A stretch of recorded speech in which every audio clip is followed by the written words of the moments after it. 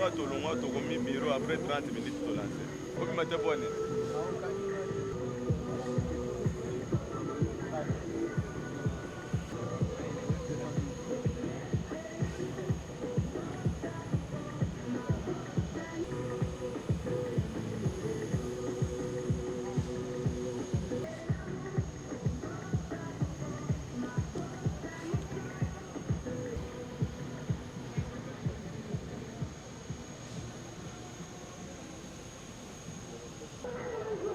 Très chers internautes, très chers téléspectateurs, comme vous constatez, nous sommes à l'aéroport international de Djily où on est venu accompagner le Saint-Père Pape François qui a passé 4 jours ici. C'était du 31 janvier jusqu'aujourd'hui le 4.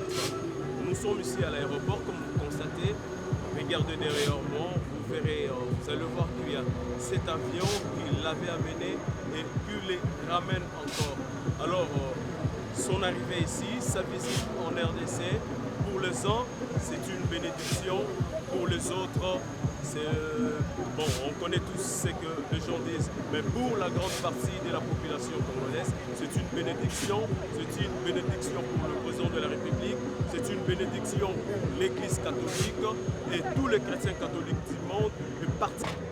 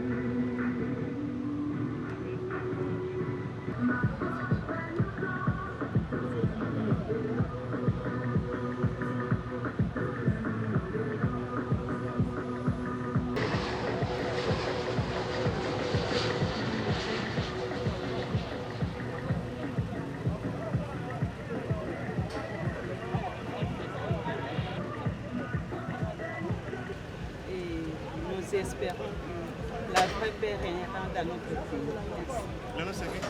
C'est Sœur Anastasie, fille de Notre-Dame du Sacré-Cœur de Naples. Êtes-vous sûr et certain que ces messages lancés par le pape François ici en RDC auront un impact positif? Si, nous croyons. Comme un chrétien, nous croyons. Merci. Et il commence par soi-même. Tu dois d'abord te réconcilier et ensuite tu te réconcilies avec les autres. c'est l'essentiel aussi de son message à notre pays et à nous, tout le peuple congolais. Merci. Et non? Négatif. Sœur Bibiane Yabalamoto, fille de Notre-Dame du Sacré-Cœur de Naples. Question.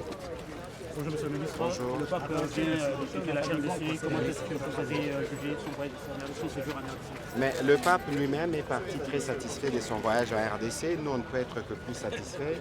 Aucun mort, aucun blessé, plus de 2 millions de personnes mobilisées, autant de réunions sur le 4 jours. Tout était aligné, la nature, les techniciens, les protocoles, la sécurité, les journalistes. C'était un séjour historique et mémorable. Dites non. La corruption, c'était le message du pape lors de la rencontre avec vous, acteurs politiques au Parlement. Comment est-ce que vous avez vu ça? Nous sommes déjà engagés dans la lutte contre la corruption et les messages du Saint-Père, nous les prenons comme une exhortation à faire davantage. Vous savez qu'on parle de la Cour de compte, vous savez qu'on parle de l'IGF, c'est des structures qui combattent la corruption et nous nous sommes sentis particulièrement réconfortés par les mots du Saint-Père qui nous poussent à faire davantage pour nos populations. Et la réaction de la jeunesse, Fatih Ebela? Écoutez, pour nous, on peut considérer que c'était une grande activité. Il y a ceux qui ont voulu politiser une manifestation qui ne devrait pas l'être. Quoi qu'il en soit, nous nous sommes engagés à organiser les élections dans le délai. Et donc nous considérons que l'essentiel, c'est les messages du pape et il était très positif. Et nous avons reçu des bénédictions. Merci. Remercier tous les Congolais. Remercier pour l'accueil, remercier pour les chaleurs, remercier pour l'affection que vous avez tous, dans tous les pays réservés au Saint-Père. Et le Saint-Père vous aime. Il m'a dit, ils sont dans mon cœur. L'Église catholique les aime. Ils sont dans notre cœur. L'Église catholique est avec vous. Je suis venu à partager et à vous dire, je vous n'oublierai jamais. Et je voudrais remercier tous les Congolais pour tout ce que vous avez fait, les autorités pour leur collaboration et toute l'Église qui a été un grand ensemble pour construire un avenir mieux pour tous. Merci.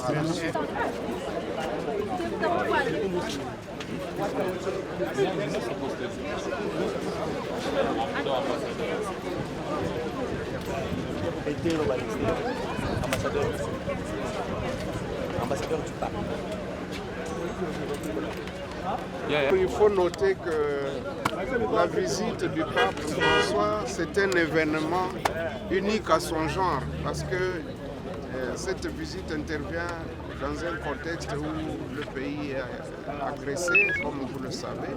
Et donc, la visite du pape est d'abord un réconfort, mais nous avons aussi bénéficié de sa bénédiction, mais aussi son message. Nous espérons que les cœurs les plus durs cette fois-ci seront touchés par la parole et les conseils et les prédications du pape qui demande à ce qu'on puisse ne plus mettre les mains dans l'économie congolaise, qui demande qu'il n'y ait plus de tueries inutiles, que nous puissions nous réconcilier entre nous pour bâtir un pays fort, un pays prospère. Et donc cette bénédiction, pour nous les croyants, nous disons que c'est un bon départ et nous pouvons donc espérer que les choses vont changer et il en sera ainsi parce que nous y croyons fermement. Voilà, nous remercions le pape pour avoir pensé à nous visiter, à nous rendre visite.